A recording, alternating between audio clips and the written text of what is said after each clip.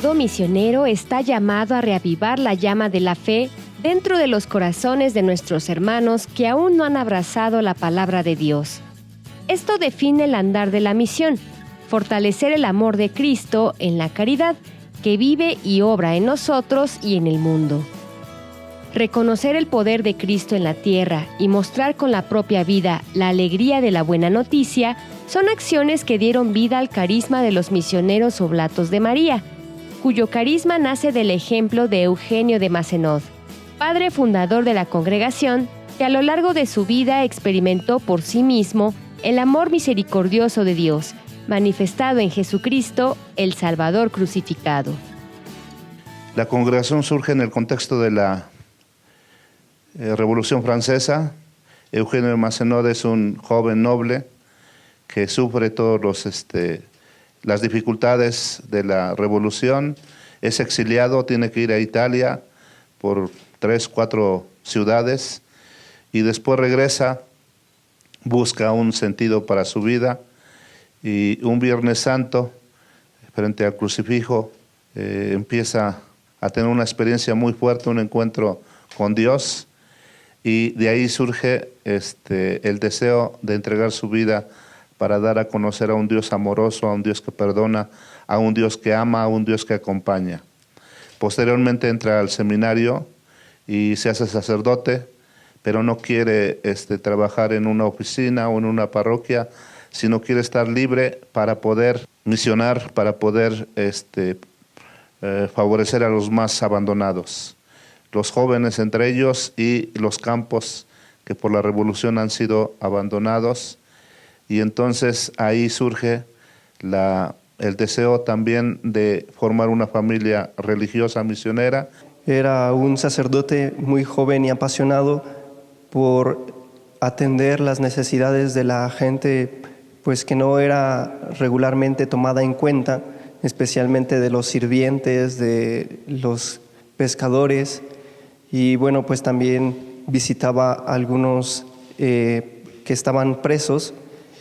Y bueno, pues a causa de esto, él se enferma y se da cuenta que no puede como hacer toda la misión él solo, y es por ello que decide ayudarse de más compañeros sacerdotes que tuvieran el mismo celo apostólico para evangelizar a los más pobres y abandonados, y es así como reúne en torno a él pues algunos sacerdotes inflamados de celo apostólico para crear la comunidad de los misioneros oblatos de María Inmaculada.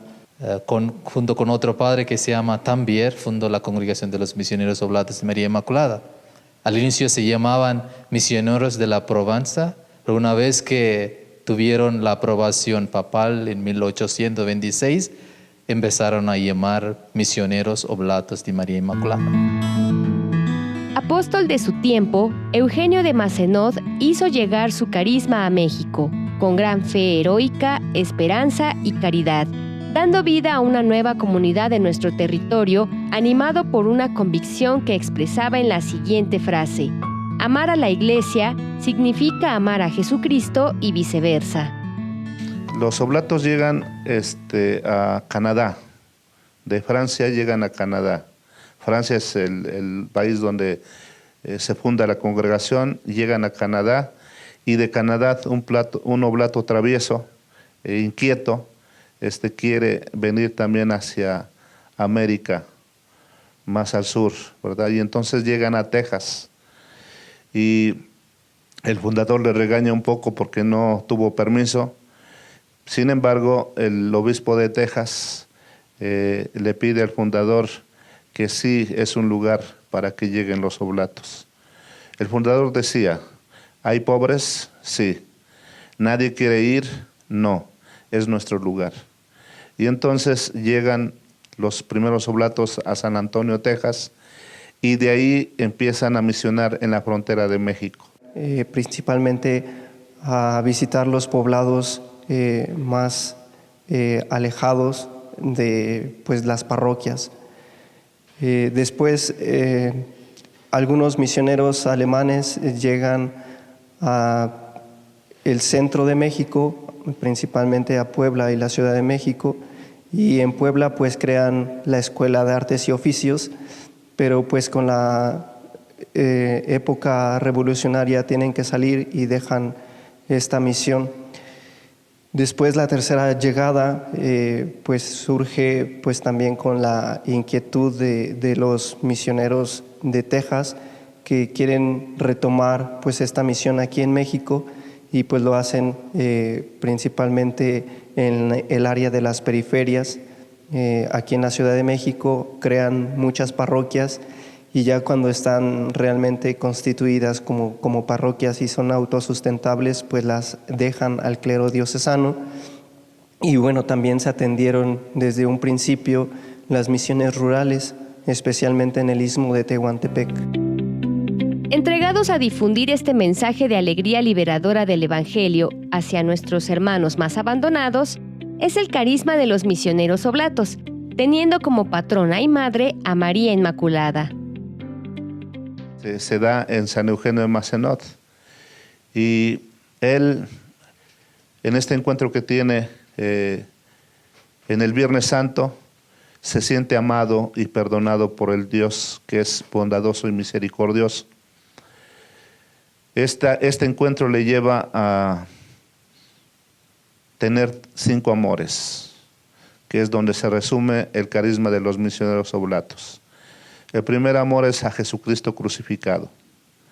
Y él decía que predicamos a Jesucristo crucificado para que nos recuerde el dolor que hay en el mundo y la necesidad de anunciar una esperanza. Pero el Cristo crucificado nos lleva a ver al Cristo resucitado. Entonces la esperanza de que este Cristo que sufre también aspire a la resurrección, a la vida, a los derechos humanos, a la vida con toda su dignidad. El segundo elemento son los pobres.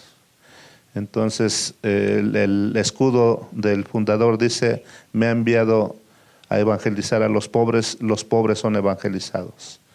Entonces es ahí donde se desarrolla nuestra misión esencial, con los pobres. Tercer elemento es la iglesia. Decía Eugenio, amar a Jesucristo es amar a la iglesia y amar a la iglesia es amar a Jesucristo. Por lo tanto, siempre nos ponemos a las órdenes de los obispos, a donde somos enviados, y seguimos sus lineamientos, seguimos su pastoral, seguimos su programa, apoyando desde luego con nuestro carisma estos proyectos. Tercer elemento es María. María, dice una de nuestras constituciones, es nuestra madre, con ella llegaremos y nos encarnaremos en cada pueblo. Entonces, el amor a María, su sí al plan de Dios es también nuestro ejemplo, nuestro paradigma de decir siempre a la voluntad de Dios y hacerlo con el amor de María. Y el quinto elemento es la comunidad. Entonces vivimos en comunidades apostólicas, siendo nuestra primera misión la comunidad y segundo la evangelización del pueblo a donde somos enviados. Todo ministerio que sea solidario con su causa es bienvenido para ayudar en su misión de proclamar el Evangelio, de ser instrumentos de la misericordia y la compasión de Dios, de acompañamiento hacia los jóvenes en su maduración de fe, entre otras grandes acciones que forman parte de su apostolado. Ha sido una prioridad después del Vaticano II que laicos se sumen a la misión oblata, porque el carisma no es propiedad de la congregación, sino es un don de la iglesia, y entonces queremos compartirlo. Hemos poco a poco ido desarrollando esta comunión, esta participación, y no podemos decir que tenemos ya todo un programa diseñado, pero va avanzando. Entonces, en América Latina hemos tenido 2 congresos sobre laicos asociados oblatos y estamos pensando en un tercero que va a ser a nivel internacional. Laicos asociados que son profesores en universidades laicas o en escuelas también laicas y ellos nos ayudan como para hacer presente nuestro carisma en entornos donde pues la iglesia no puede estar como directamente. También tenemos algunos que son médicos, que son psicólogos, algunos abogados, y ellos en el entorno donde se encuentran nos ayudan pues también a compartir nuestro carisma. Estamos en los 5 continentes, varía un poco el apostolado, depende de dónde estamos, mientras en Oriente la preocupación, una de las prioridades es el diálogo interreligioso. En México, por ejemplo, son los pobres con sus derechos humanos. Entonces, en América Latina tenemos varios centros que se dedican a eso, a velar por los derechos humanos de las personas, hombres y mujeres, luchar por la dignidad de la persona humana. Tenemos una comisión que se llama Justicia, Paz e Integridad de la Creación, que en todas partes la tenemos y que trata de rescatar la vida del hombre y de la mujer. Entonces tenemos presencia, porque es una institución o es una instancia a nivel internacional, entonces tenemos presencia en Davos, Suiza, y en Nueva York con la ONU, ¿verdad? Y en México tenemos muchas obras que van en beneficio de los pobres y de la dignidad. Y nuestras misiones pues se dedican más a atender a los pobres en sus múltiples aspectos. Tenemos a los pobres de solemnidad, a los que carecen de las necesidades básicas por la economía. También atendemos a aquellas personas que se sienten solos y abandonados, como los presos, los migrantes. Y bueno, también tenemos algunas misiones conjuntas con otras congregaciones.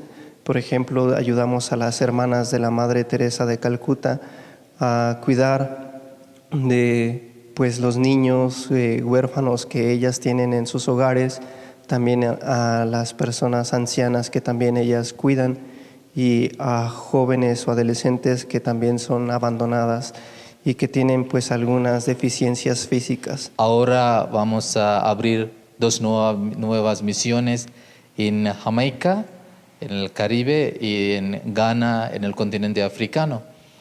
También dedicamos nuestro tiempo para la formación de los laicos. Así en México nuestro trabajo también consiste en estas áreas. Más bien dedicamos para trabajar con el pueblo indígena en México.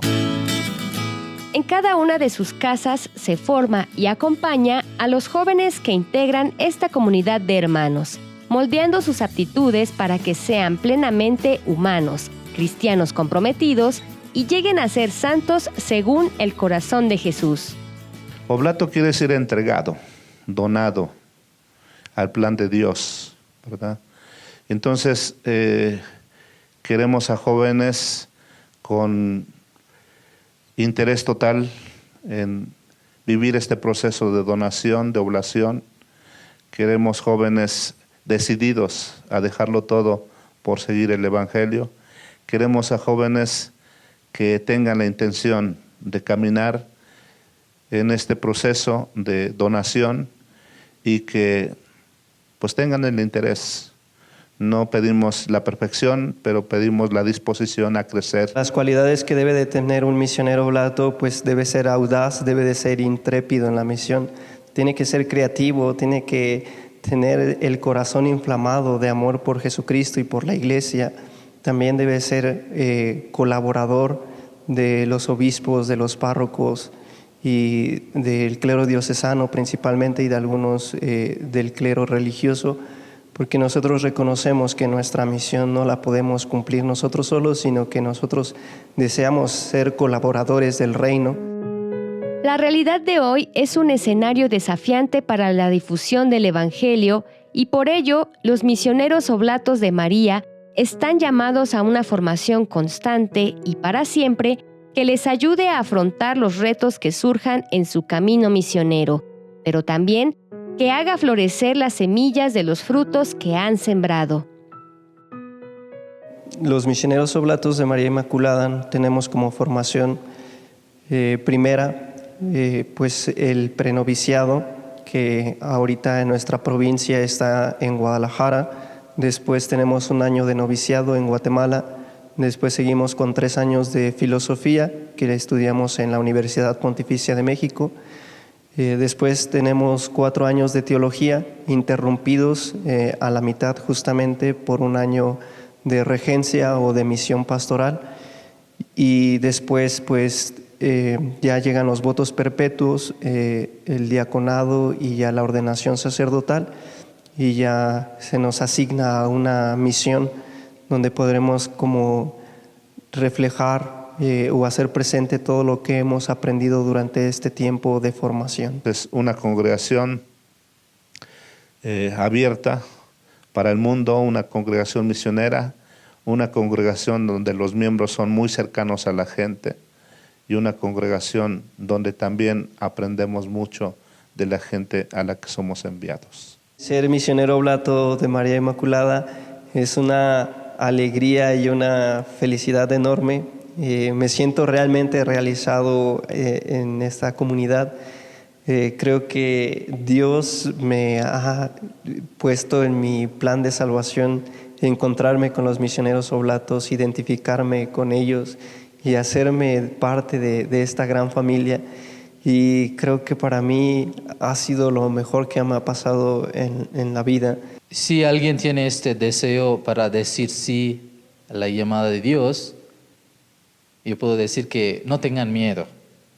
La única cosa que deben hacer es entregárselo totalmente a esta vocación, porque seguramente Dios nos va a cuidar, nos va a guiar, nos va a dar todo lo que necesitamos en nuestra vida. Por eso, sin miedo, debemos entregarnos a esta vocación, a esta llamada de Dios. Así Dios nos va guiando en nuestra vida. El Papa Francisco nos lo recuerda en todo momento: no tengan miedo.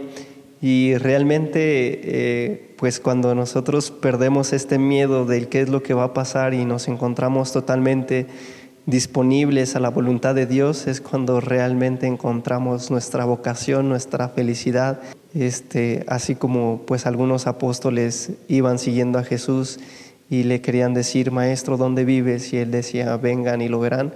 Pues también así, ojalá que muchos jóvenes también se pregunten ¿y cómo es vivir como misionero oblato de María Inmaculada? Yo les diría: vengan y vean.